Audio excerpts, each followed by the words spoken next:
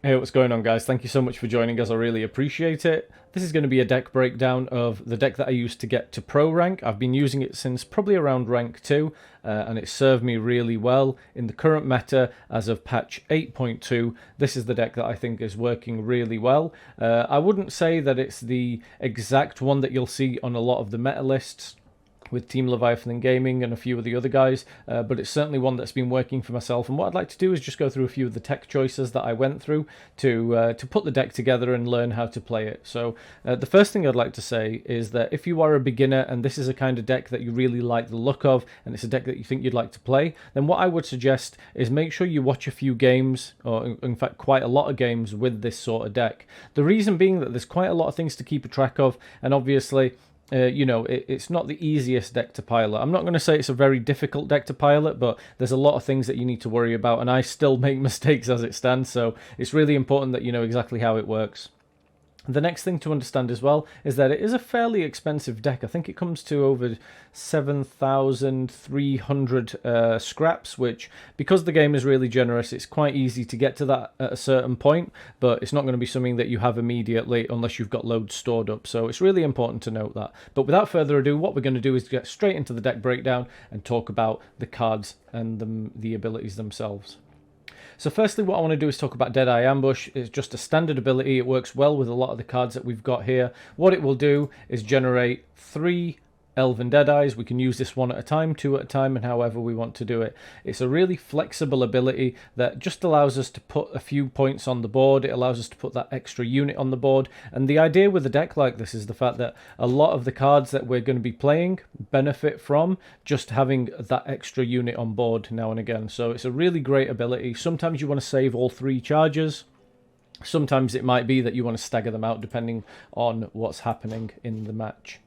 The next thing I want to talk about is a really important card, and it's a card that I didn't craft until a fair few games down, and to be honest, I didn't craft it until I was maybe rank 5 or something like that, and it's a card that I really wish that I had, and that is Crystal Skull. So Crystal Skull is probably the most important card for when you're going first in the game, and the reason for that is because it actually gives Veil to a unit. Now, Veil is such an important part of this deck, simply because what it allows you to do is to protect some of your units from getting locked. The kind of deck that this is going to be based as an engine deck, and for the guys that don't know what that means, it essentially means that you've got cards that are proactively doing something. They're either going to be dealing damage to the opponent, or what they're going to be doing is buffing themselves continuously every turn. So essentially what we want to do is, there's certain cards that we do want to protect, and Crystal Skull is an excellent card that does that. The card that you'll start with is Tactical Advantage, and that'll give you +5 bonus to your unit.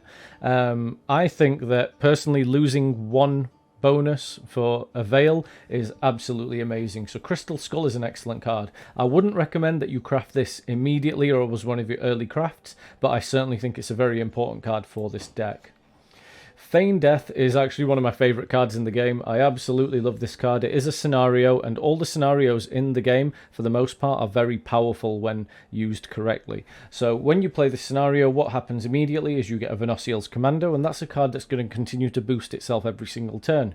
The next elf that you play is going to give you 2 Elven Deadeyes, and then finally the next elf that you play, the final elf, is going to give you a Waylay, which actually has the opportunity on a death blow to spawn you another Elven Deadeye. The reason, once again, this is so important is because a lot of the deck relies on having multiple units out and actually swarming the board. So it is really important that what you try and do is plan around your turns for using this card. It's absolutely amazing. It just throws them out there. Honestly, it's a really cool card to use.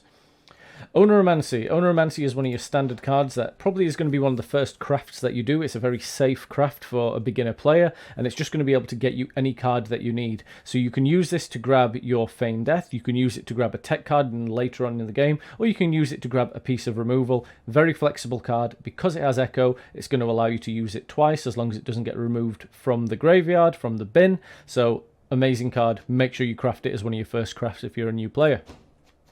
Venosiel. So Venosiel is a super powerful card, and you're going to notice that I'm saying that all these cards are just super powerful and super strong, and that's because the deck just works really well with them. Venosiel herself, what she does is that you play her down for 5, and she will actually spawn 2 Elven Deadeyes, which means that for 12, you're getting 11. Not only are you getting 2 extra units with Venosiel, what you also have is the flexibility of playing her on the melee row and actually dealing 2 damage. So let's say, for example, you manage to have 5 Elven Deadeyes on the board. Well, actually what that means is that instead of getting 11 value, if you play her on the melee row, yeah, you're only getting 1 unit, but you're actually going to get another 10 damage going onto your opponent's side, which is really important.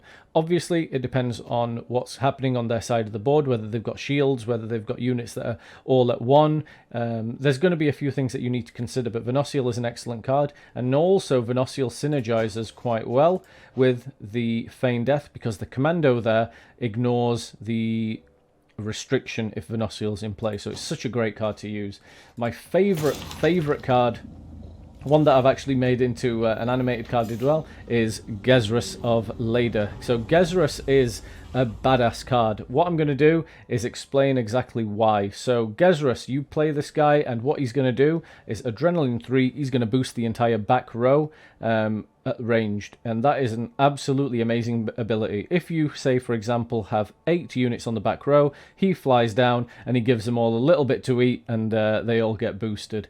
If, for example, he moves to the front row, then what he's going to do is look at the opponent's front row and give him a little chop here and there. So he's going to deal 1 damage to every single thing on the front row of the opponent's rows, which is absolutely amazing, especially for a lot of the decks that we're seeing right now. For example, the Araka Swarm decks from the Monsters list. He's an amazing card. Once again, everything only activates really once you only have 3 cards in hand, so he's probably going to be the 4th card in hand. You play him down, you've got 3 cards left. He does so much work for the deck, and he is actually a card that's going to get removed quite a lot. So make sure that when you do play him, that he's safe and that you're going to get a huge amount of value out of him. But Gezrus of Leda is such a cool card. I love playing this guy. He's just an incredible threat.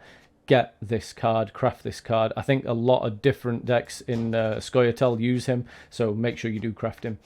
Karathi Heatwave. This is just such a badass card because it just gets rid of anything. If opponent's got 1 key card that you need to get rid of, it'll just remove it from the game. This is probably the 2nd craft that I did in terms of a legendary, and I think it's just as important now as it ever has been before.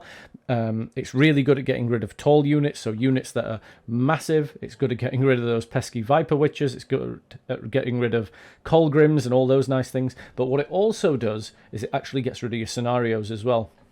And there's a lot of scenarios that are out there that, you know, opponents' decks do rely on. Masquerade Ball, for example, is a really big one right now. Ellerin is such a great card. Ellerin just pops into play as soon as you've got 5 or more elves. Helps with that swarming tactic. Really good card, but I wouldn't say it's an immediate craft if you're a newer player. Gaten is a really cool card. There has to be a lot of thinking behind it when you do play him, because obviously he's going to be moving units from one row to the other. You might have certain cards that have melee only abilities that move into the range row, or range units that move into the melee row, so just be careful exactly when you plan to use him. He can get a huge amount of value, damage the opponent's board. An excellent card to use. Now, we're going to talk about Yavin as well. So Yavin is a cool card because he's essentially our sniper for the deck. He is going to be the one that we can actually throw a huge amount of damage onto 1 unit. What I really like about Yavin is, for example, if we've got, say, 5, 6, 7 elves on the bottom row, you play him down and that's a blast for 4, 5, 6, 7, 8, and it's an excellent ability. Let's say, for example, you've played Feign Death, you've got 3 elves in the bottom row, you then play Deadeye Ambush, all 3 of your other elves in the bottom row, play Yavin, that's a shot of 7. So that can really interact adversely with the opponent's board and make sure you get rid of a key card. Yavin, absolutely amazing for this deck, works with that swarm ability.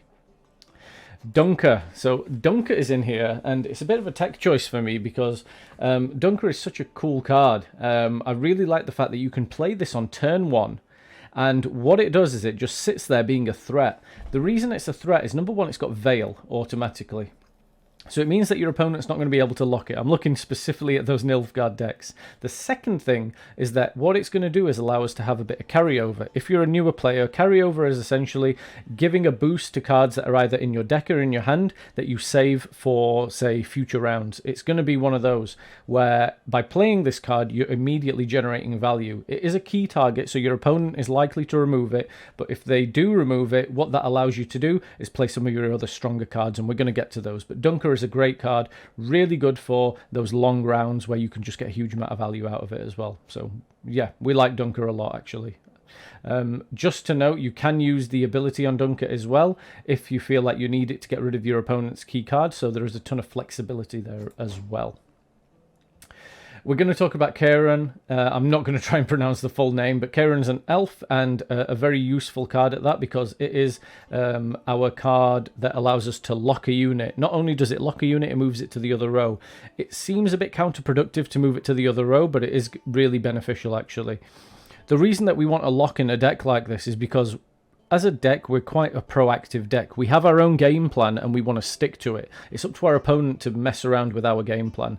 There's not a huge amount of cards that we've got really that are super proactive. We're kind of very insular in terms of the game plan that we have. We want to play a bunch of stuff out, we want to get it buffed, and we want to stick to our own game plan. It's not super easy for us to interact with our opponent. So if our opponent does have a very powerful engine, or they have a very powerful card that's just going to keep on growing and growing, Kieran is an excellent card to be able to lock those down. So I highly recommend this one. I wouldn't say it's an important craft, certainly not as important as, say, a Dunker, and definitely not as important as, say, the Feigned Death Oneiromancy or the Karathi Heatwave, but because it's an epic, it allows you to craft it at quite a small price, so that's a really good card.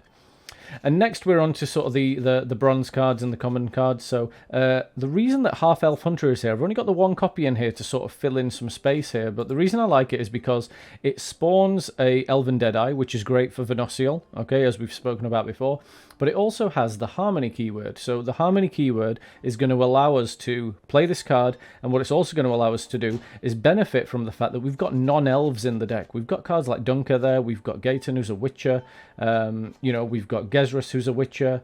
We've also got a few more things down here. So what's going to happen is that Half Elf Hunter is going to be boosted. And for a provision of 6, you're already getting 6 power. So any other boost that you can give on that is really, really nice. So really cool card. Only the one, but really nice. The Sappers, my good friend the Sappers. The reason we got the Sappers in here is because they've got a ton of utility. We've only got the one copy now, but the reason we have these guys is because they can get rid of Defender from cards. And in a lot of these matches, what you're going to find is that Defender is going to be played to protect a lot of our opponent's key units. So having Sappers in there as a tech choice is really important, and the fact of the matter is they're an elf, so they can help us with the Feigned Death, and what they also do is just give us that level of flexibility in the deck. A really important card for us to talk about now is the Dol Blathanna Sentry. This is kind of the linchpin of a lot of the movement stuff that we're doing in the deck. Dol Blathanna Sentry has some great stats there. I love the fact that he's got a bit of armor, and what it does is when it's in the range row, more importantly, it gives a boost to any allied unit that moves. And because this is a movement deck, this is going to be a really key part of our strategy. Just to note as well, with your Dol Blathanna Sentry, if you play your Dol Blathanna Sentry on the top row, on the very left hand side, and then you play Gaetan to push everything down, let's say the Dol Blathanna Sentry is the first card that goes down, any other card that follows after Gaetan will get the buff. And I think that's a very important thing to realise, because you know, it's one of those interactions that maybe sometimes you don't think about. Maybe you're trying to avoid something on the bottom row because of your opponent. So it's really important to know that. But Dol Blathanna Sentry is the one that you're going to be using Crystal Skull on with most, and it gives you some nice boosts. So we love Dol Blathanna Sentry. Saves you games and really, really sets the deck up. The Dryad Matron. These are the guys that you want to get in twos. Ideally, the Dryad Matron, what it's going to do is going to move, and it's also going to give a buff to the card on its left by 1. So let's say, for example, you've played your Dol Blathanna Sentry, you will play that. Let's say you play the Dryad on this side, the Dol Blathanna Sentry gets 1 for a boost, and then what it does is it'll also boost the Dryad, which is an excellent little combo. Puts them into that range of the Dol Blathanna Sentry being over 5 So it's going to have a 5 plus 1, which makes it a 6, and there's not a huge amount of 6 damage removal out there. Okay. And once again, it's just a threat on its own. Really love this card, really important. Another card that is just sensational is the Cat Witcher. The Cat Witcher was introduced in the latest expansion, and this card is just going to move between the rows, dealing 1 damage, and then it's actually been nerfed very recently to an Adrenaline of 3. It used to be Adrenaline of 4, but then to 2 damage. It's going to continue to move, once again, with that Dolblathana Sentry, and with the Dryad Matron, it's going to get a lot of work in. It's going to deal damage to the opponent. It's going to grow itself. Unbelievable card. Such a strong card to have out, because your opponent needs to get rid of it before it generates too much value. Love the Cat Witcher. Spores. Now, this is a card that's a bit of a tech choice, and the reason I've got this is because of Nilfgaard, quite frankly, and actually for other decks that go quite tall. Spores are a really cool card, because what they will do is they will allow you to just take a unit straight down to its base cost, so to its base power. So let's say, for example, your opponent plays, I don't know, Viper Witcher Mentor, you know, that card that everyone hates. I hate, everyone hates. And let's say that your Viper Witcher Mentor is a 13 power. Well, when you place Spores on it, what it'll do is reduce it down to 1 power, and it will just stay there at 1 power, and that's probably the nicest thing I've ever seen in my life. It's a lovely feeling to be able to play it. Once again, it's a bit of a tech choice. One way that we can also use the Spores is, let's say, for example, our opponent gets one of our monsters, or sorry, one of our units down to, let's say, 1 health. We can actually use the Spores to reset the power and to bring it back up. And it's one of those sort of unique things that it can do that you don't really think about sometimes. So let's say, for example, our Cat Witch over here gets attacked, and let's say it's only got 1 health left. Well, what we can do is we can use the Spores on it, give it +3 again, and if our opponent's then been pinging it away, essentially what we've done is we've reduced that and we've kept it alive, which is absolutely excellent.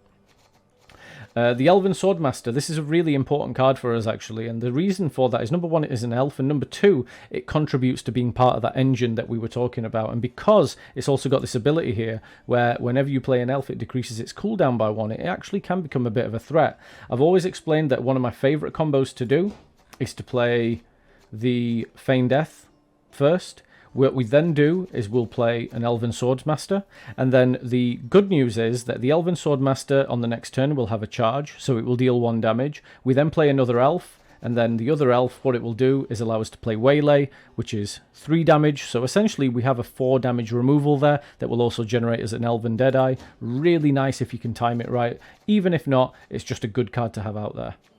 Squirrel is a card that we've put in here simply, once again, to tech against our opponent's cards. There are a lot of cards that have got Echo, including our own, such as Oneiromancy. There's cards like Amphibious Assault. There's just a lot of good cards with Echo out there, Blood Eagle. And what we want to do is we want to reduce the options that our opponent has. Really nice way to play Squirrel, for example, is if you have a successful turn round 1. What you will then go ahead and do is maybe pass on the round 2, or maybe you could play this on your round 2 as just your single card, remove theirs, and you're all good. And it's such a nice card to be able to banish something from the graveyard. An important card, for example, to banish would be cards like Madoc as well, which is prevalent in the meta at the moment. You're going to see Madoc decks everywhere as a newer player. And very lastly, we've got the Dolblathana Bowman in there. Just a 4-cost unit, but once again, really nice because it actually can deal up to 3 damage from the back row to the opponent's back row, and combo quite well with that Waylay. So if we play, for example, the Dolblathana Bowman on the back row, we shoot something for 3, we then have a Waylay for 3 damage, and that does quite a lot of work. So I know I've talked quite a lot over there, but really what I want to talk about is now the fact that the deck just seems to really gel well together. It has lost a few key cards based on some nerfs, like the Novigradian Justice nerf, but I still think it's a very solid deck. What I will say, for the sake of the beginner players and the early game players, is that this is a deck that's going to take you a while to craft. So make sure you enjoy the playstyle, make sure you like the theme, you like the characters. It's something that's within the realm of possibility. But more importantly, that you're going to be in a position to pilot this deck. I think a lot of things that new players think is that, you know what, I've got a deck list, I'm just going to grab it and play it. But it's also about learning when to play certain cards. Personally, I think this is one of the, I would say, mid-range type decks to be able to pilot. I don't think it's particularly too difficult, but there are a lot of unique interactions in there that you need to know about. I still make mistakes with it, and I've played the deck quite a lot, but it has helped me get to pro rank. I think if you're looking to start as a beginner player in crafting certain things, I think the Cat Witches are an excellent craft. I think Dryad Matrons and Dolblathana Sentries. I think these 6 cards here are basically the start of what your engines are going to be. They have all that sort of movement interaction. And while you're at a lower rank, try it out with just these 6 cards. Maybe get a few other cards in there that you've got, and just see what the interaction's like. See how it feels. You've got certain cards that your opponents play that have 6, 7, 8 power, and a lot of the cards in Scoia'Tael don't actually have a huge amount of power. But with these movement engines, you actually do get some really big units, and it's surprising that when unanswered, what you can do against your opponent. So do us a favor, guys. Tell us if you like what we're doing over here. I actually made this because one of our watchers on YouTube requested that we do these, and thought that they were a really good idea in terms of the Deck.Tech. So I thank you so much for giving us the confidence and the push to be able to do this. I hope that this deck works out for you guys. If you have any questions, please comment down below. Please send us a message. Catch us on YouTube, catch us on Twitch. And otherwise, I really hope that you guys have a good time with this, and we'll see you in the pro ranks. Cheers.